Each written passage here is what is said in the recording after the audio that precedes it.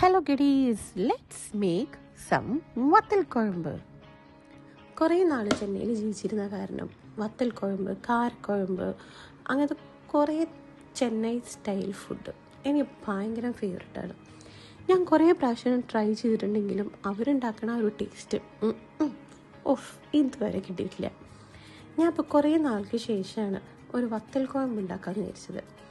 അത് ഞാൻ ഇൻസ്റ്റാഗ്രാമിൽ ഇന്നലെ നോക്കുന്ന സമയത്ത് നമ്മുടെ ആക്ടർ മാധവൻ നയൻതാരയുടെ വീട്ടിൽ നിന്ന് ഉണ്ടാക്കിക്കൊണ്ടിരുന്ന വത്തൽ കുഴമ്പിനെ കുറിച്ച് പറയുന്നുണ്ടായിരുന്നു. അപ്പോൾ നമുക്ക് കൊതി വന്നുല്ലോ.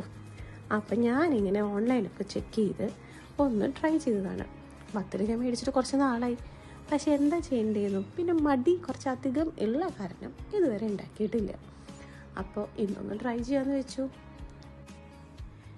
പിന്നെ ഇൻഗ്രീഡിയൻസൊക്കെ ഇവിടെ അമ്മച്ചിയൊക്കെ ഉള്ള കാരണം ഫ്രിഡ്ജ് തുറന്ന് വെളുത്തുള്ളി, ചുവന്നുള്ളി എല്ലാം തൊലിയൊക്കെ കളഞ്ഞ് നല്ല അടിപൊളിയായിട്ട് ഓരോ ബോക്സുകൾ വെച്ചിട്ടുണ്ടാവും. അപ്പോൾ ഫ്രിഡ്ജ് തുറക്കുന്നു, എല്ലാം എടുക്കുന്നു, എടുത്ത് ഇടുന്നു. അത്രയും ഉണ്ടായിരുന്നുള്ളൂ എൻ്റെ പണി ഇന്നത്തെ. പിന്നെ തക്കാളി കുറച്ച് കുനുകുനിയായിട്ട് ഞാൻ അരിഞ്ഞു കേട്ടോ, അതിന് ഒരു കുറവും വരുത്തിയിട്ടില്ല. അപ്പോൾ ഇതൊക്കെ ഇട്ട് നന്നായി അങ്ങോട്ട് വഴറ്റി ഒരു നല്ല സ്മെല്ല് വരാൻ തുടങ്ങി. ഈ ചുവന്നുള്ളിയും വെളുത്തുള്ളിയും തക്കാളിയും കുറച്ച് ഉപ്പും എല്ലാം ഇട്ട് കുറച്ച് നേരം ഒന്ന് വഴറ്റി കുറച്ചൊരു മൂടി വയ്ക്കുക. എന്നിട്ട് അതിലേക്ക് നമ്മുടെ മസാലക്കൂട്ടൊന്നും ഇടാം. അതിൽ കാര്യമായിട്ട് മസാലക്കൂട്ടൊന്നുമില്ല കേട്ടോ.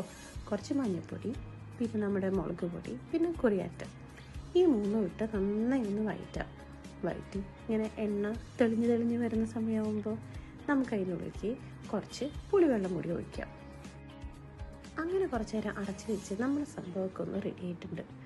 അതിൻ്റെ ഉള്ളിലേക്ക് നമുക്ക് ഇനി കുറച്ച് പുളിവെള്ളമൊക്കെ വെച്ച് അതൊന്ന് തിളച്ച് വരുമ്പോൾ അതിലേക്ക് നമ്മൾ ആദ്യം വറുത്ത് വെച്ച് നമ്മുടെ വത്തലുണ്ടല്ലോ, ആ വത്തലൊന്നിടാം. എന്നിട്ട് അതൊന്ന് തിളച്ച് വരുമ്പോൾ കുറച്ച് ജാഗ്രി, പിന്നെ ഉപ്പ് റെഡിയാണോ നോക്കാൻ മറക്കണ്ട കേട്ടോ. എനിക്ക് ഉപ്പ് നോക്കാൻ അറിയില്ല, അതുകൊണ്ട് ഞാൻ ഉപ്പ് നോക്കാൻ എപ്പോഴും മമ്മീനെയോ അമ്മച്ചിനെയൊക്കെ വിളിക്കും. ഉപ്പ് ശരിയായോ എന്ന് ചോദിക്കാൻ വേണ്ടിയിട്ട്. അപ്പം നിങ്ങളുടെ ഉപ്പ് ശരിയായെന്ന് കറക്റ്റായിട്ട് നോക്കണേ.